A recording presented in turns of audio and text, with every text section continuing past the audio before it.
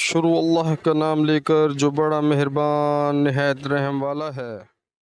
قبیلہ خزیہ کے کسی شخص نے بنو لیث کے کسی آدمی کو اپنے کسی مقتول کے بدلے میں مار دیا تھا۔ یہ فتح مکہ والے سال کی بات ہے۔ رسول اللہ صلی اللہ علیہ وآلہ وسلم کو یہ خبر دی گئی۔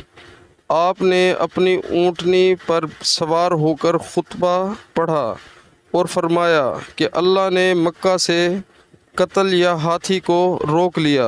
امام بخاری رحمۃ اللہ فرماتے ہیں اس لفظ کو شک کے ساتھ سمجھو۔ ایسا ہی ابو نعیم وغیرہ نے القتل اور الفیل کہا ہے۔ ان کے علاوہ دوسرے لوگ الفیل کہتے ہیں۔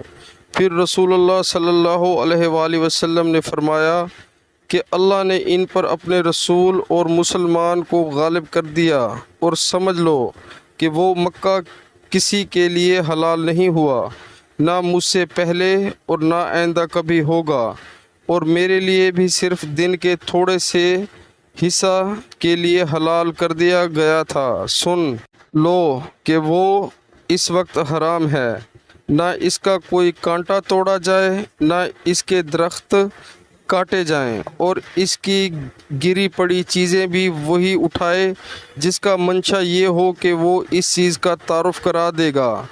تو اگر کوئی شخص مارا جائے تو اس کے عزیزوں کو اختیار ہے دو باتوں کا، یا دیت لیں یا بدلہ۔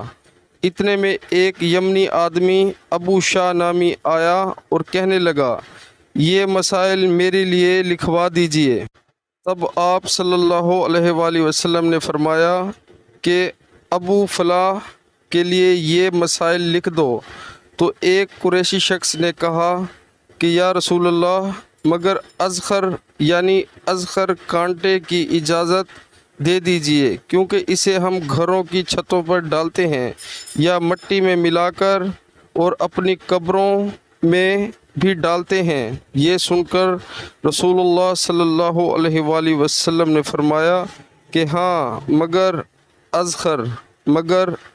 مسلمانوں، اللہ تعالی ہمیں حدیث پاک سننے اور اس پر عمل کرنے کی توفیق عطا فرمائے، آمین۔